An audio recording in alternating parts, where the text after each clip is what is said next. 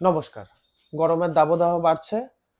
প্রতিটা মানুষের এখন মাসল স্প্যাজম প্রচন্ডভাবে হচ্ছে। কেন কি আমরা ওয়াটার ইনটেক কমছে। এইরকম টেম্পারেচার আমাদের ক্র্যাম্প প্রচন্ড বেশি করে ধরছে। তো পায়ের মাসল ক্র্যাম্প নিয়ে যাবতীয় যেটা সেটা আমার রিলে বলা আছে। যদি দরকার লাগে আপনারা যদি বলেন নিশ্চয়ই আপনাদেরকে ভিডিও করে পুরো লোয়ার লিম্বের ক্র্যাম্প এবং আপার লিম্বের ক্র্যাম্প ভিডিও করে দিয়ে দেওয়া হবে।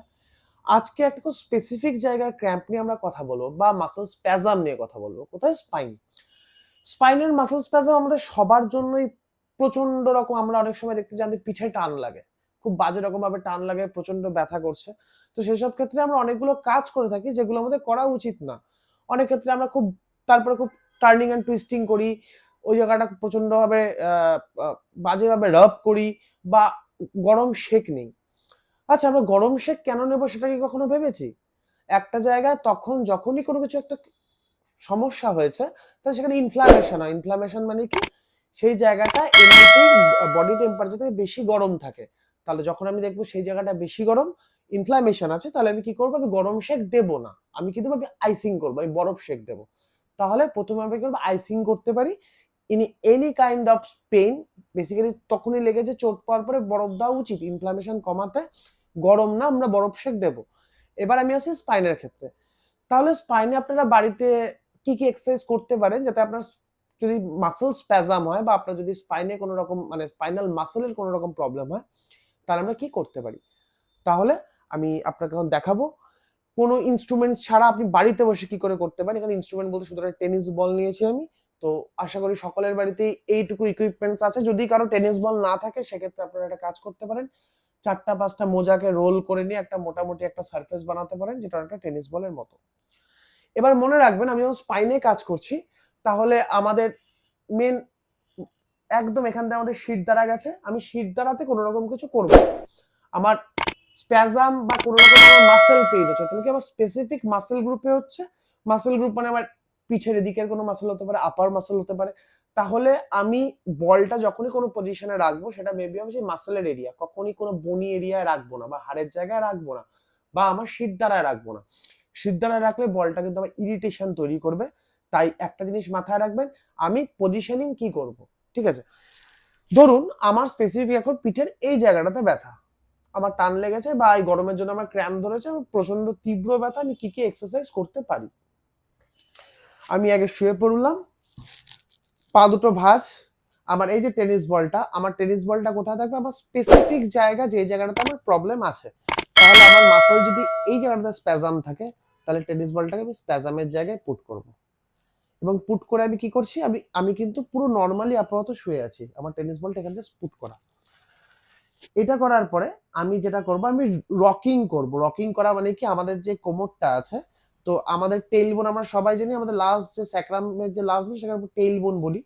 তো আমার কোমরটাকে জাস্ট প্রথমে এরকম সামনের দিকে আনতে হবে, তারপর পিছন দিকে আনতে হবে, সামনে পেছনে সামনে পেছনে। এবার আমি যদি আমার কোমরটাকে সামনে পেছনে করতে চাই তাহলে আমাকে কি করতে হবে? সামনে করতে গেলে পরে আমাকে প্রেসার দিয়ে এটাকে সামনে করতে হবে, আবার প্রেসার লুজ করে পেছনে করতে হবে। মানে আমার কোমরে জাস্ট এই মুভমেন্টটা চলবে। তাহলে আমি কোমরের এই মুভমেন্টটা করতে গেলে আমি তার আগে কতগুলো জিনিস মেনটেন করতে হবে। আমার যে ন্যাভাল আছে, আমি ন্যাভালটাকে আগে টাক ব্যাক করব। টাক ব্যাক করব মানে কি? স্পাইনের দিকে ঠেলবো। আমার যে কোর মাসেল গুলো আছে, আমার গ্লুট, আমার এখানে যে একদম অ্যাবডোমিনাল কোর মাসেল গুলো আছে সেটাতে একটু পাওয়ার আপ করব। করে আমি এটাকে প্রথমে আমি কি করছি? আমি প্রথমে রোটেশনটা করার চেষ্টা করছি। তাহলে প্রথম রোটেশনে কি হচ্ছে? আমি এটাকে সামনের দিকে আমি যখন ঠেলছি তখন এখন আমার কি হচ্ছে? এখন আমার টেল বোনটা সামনে মুভমেন্ট করছে। যখনই আমার টেল বোন সামনে মুভমেন্ট করছে তার মানে আমার কি হচ্ছে? আমার এখানে একটা প্রচন্ড ভাবে প্রেসার পড়ছে। ঠিক আছে, hold for 2 to 3 second. 1 2 3, just টাক ব্যাক। যখন টাক ব্যাক করলেন বলটার পজিশনিং একই থাকলো। এবার আপনি আপনার হিপটাকে ব্যাকওয়ার্ড রোটেশন করলেন, করে আবার একটা প্রেসার নিচের দিকে। আমার বলটা যে মাসলের জায়গায় আছে, মাসলের জায়গায় জাস্ট এইরকম নিচের দিকে pressure. Hold it for another 3 second. 1 2 3, 1 second rest. আবার আমি হিপটাকে ফরওয়ার্ড, আমি হিপটা ফরওয়ার্ড করছি, তখন দেখবেন এটাকে জাস্ট এইরকম যাওয়ার চেষ্টা হবে। যখনই আপনি এটাকে সামনে দিকে, এটাকে একটু উপর দিকে উঠবে, কারণ হিপটাকে ফরওয়ার্ড বেন্ডিং করছি, আমার এখানে একটা প্রেসার পড়বে, একটা কম্প্রেশন পড়বে। আপনি বুঝতে পারবেন এই জায়গাটা কতটা প্রেসার লাগছে। Hold 1 2 3, repetition. আপনি এটা 4 থেকে 5 বার স্পেসিফিক, আপনার যদি এইখানে হয় এখানে, আপনার যদি এখানে হয় এখানে, এইসব জায়গায় হলে পরে কিন্তু মিড থোরাসিক জায়গায় যদি হয় একইভাবে অ্যাবডোমেনটা টাক করব, জাস্ট নিচের দিকে টানবো আমার ন্যাভালটাকে স্পাইনের দিকে নিয়ে আমি জাস্ট গোটা, এই ক্ষেত্রে আমার কিন্তু আর আমার টেলবোনের রোটেশনের দরকার নেই, কারণ এটা মিড, আমার একদম পিঠের মাঝামাঝি। একটা জিনিস মনে রাখবো, কোনো মতে আমার স্পাইনে যাতে না থাকে, আমার জাস্ট এই মাসেলটাতে ব্যথা সেই পার্টিকুলার জায়গাটায় আছে। এবার আমি কি করব, আমার কোমর এই পজিশনে স্টেবল, আমার জাস্ট ন্যাভালটাকে স্পাইনের দিকে প্রেস টাক করলাম, গেল। এইবার একটা ব্যাকওয়ার্ড, আমার পিঠটাকে আস্তে আস্তে নিচের দিকে আমি ঠেলার চেষ্টা করবো, যখনই ঠেলবো এখানে প্রেশার পাবো। Hold it to this position to 10 second, 1 2 3 4 5 6 7 8 9 10, repetition 3 to 4 Times. আরামসে দেখবেন আপনার যে সব জায়গায় স্প্যাজম গুলো আছে রিলিফ। সো ফার্স্ট আমি এটা করব, যখন আমার এটা হয়ে যাবে তারপর আমি সেকেন্ডে কি করব, আমার আবার সেই বলটা যে পজিশনে ছিল, যেই পজিশনে আপনার পেন, সেখানে রাখলাম। রেখে দিয়ে কি করছি, আমি আমার দুটো পাকে ফোল্ড অবস্থাতে আমি অপোজিট দিকে রোটেশন করছি। যখন আমি রোটেশন করব পা দুটোকে, তখন একটা জায়গায় যে স্পেসিফিক জায়গাটাতে পেনটা আছে দেখবেন সেই জায়গাটাতে আমার শুধু কম্প্রেশনটা পড়বে। সো আমি জাস্ট টিল্ট করেছি, কম্প্রেশনটা স্পেসিফিক ওই জায়গাটাতে। Hold it for 20 second, 1 2 3 4 5 6 7 8 9 10। এইভাবে আমি 20 সেকেন্ড অব্দি হোল্ড করব, করে রিলিজ করব।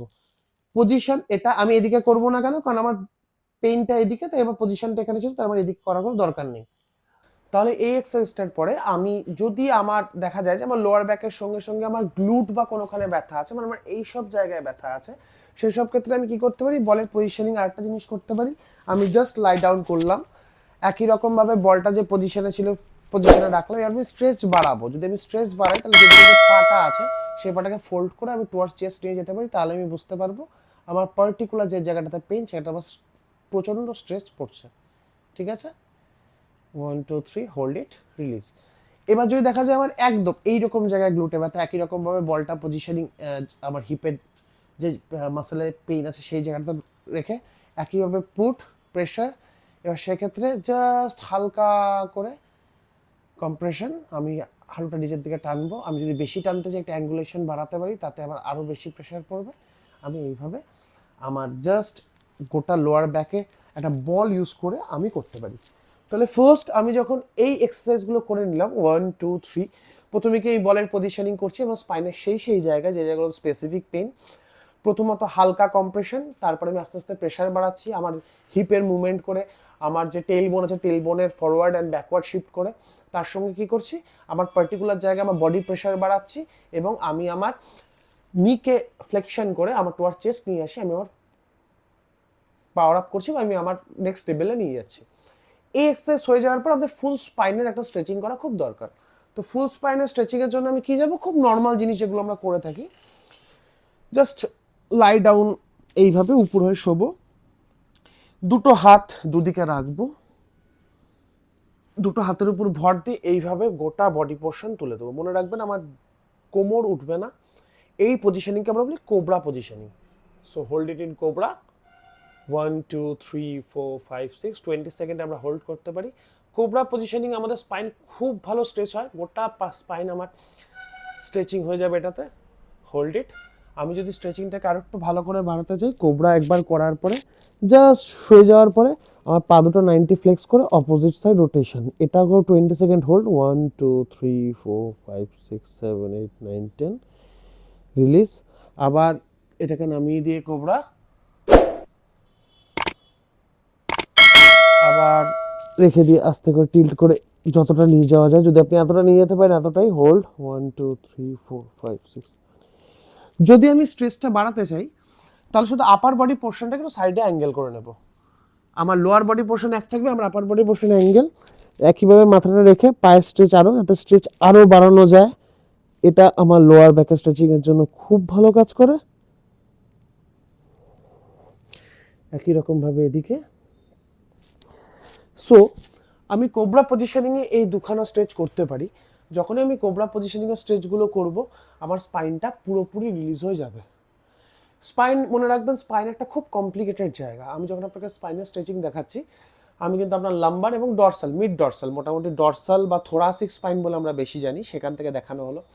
আমাদের পিঠের নিচের দিকে বা পিঠের একদম মাঝামাঝি জায়গাতে আমাদের স্প্যাজম খুব বেশি হয় বা মাসেলস খুব তাড়াতাড়ি স্টিফ হয়ে যায় বা অনেক সময় আমাদের হ্যাচকা লেগে থাকে। মনে রাখবেন, যদি আপনার কোনো ভারী জিনিস তুলতে গিয়ে হ্যাচকা লাগে, সাডেন থ্রাস্ট ইনজুরি হয়, সেক্ষেত্রে যদি এই এক্সারসাইজগুলো আপনার পেইন দেয় তাহলে এগুলো করবেন না। কিন্তু আপনার নর্মাল মাসেল স্ট্রেচিং, মানে হয়তোবা দেখা গেল আপনি এমনি হাঁটছেন, আপনার গরমের জন্য বা কোনো কারণে আপনার মাসেলটা স্প্যাজাম হচ্ছে বা আপনার মাসেল ক্র্যাম্প হচ্ছে, সেক্ষেত্রে this exercise will be work like a magic. আপনার নিজেরা চেষ্টা করে দেখতে পারেন। 30 সেকেন্ড থেকে 1 মিনিট, প্রথম যেগুলো দেখালাম 2 থেকে 3 second hold, do it for 1 minute. Last যখন দেখালাম cobra positioning 20 second to 30 second hold, পাটাকেও একইভাবে টিল্ট করে 20 সেকেন্ড টু 30 সেকেন্ড হোল্ড। আমরা রিপিটেশন বাড়াতে পারি, 3 থেকে 4 বারের জায়গায় আমরা 10 বার করতে পারি যদি আমার শরীর দেয়, যদি আমি ভালো রেজাল্ট পাই। জাস্ট ইউজ আ টেনিস বল, যদি টেনিস বল না থাকে জাস্ট আপনি মোজাকে রোল করেও একটা মোটামুটি শক্ত সেমি হার্ড সারফেস বানাতে পারেন, যাতে আপনি এক্সারসাইজগুলো করতে পারেন। তাহলে আমার কোমর ব্যথা, আমার মিড ডরসাল পেনের জন্য আমি এগুলো করব। সার্ভাইকাল এবং আমার ঘাড়ের জন্য আপনি আমাদের রিলগুলো দেখতে পারেন, সেখানে দেওয়া আছে। না হলে আমি নেক্সট ভিডিওতে আবার পুরোটা দেখিয়ে দেবো। ভালো থাকবেন, নমস্কার।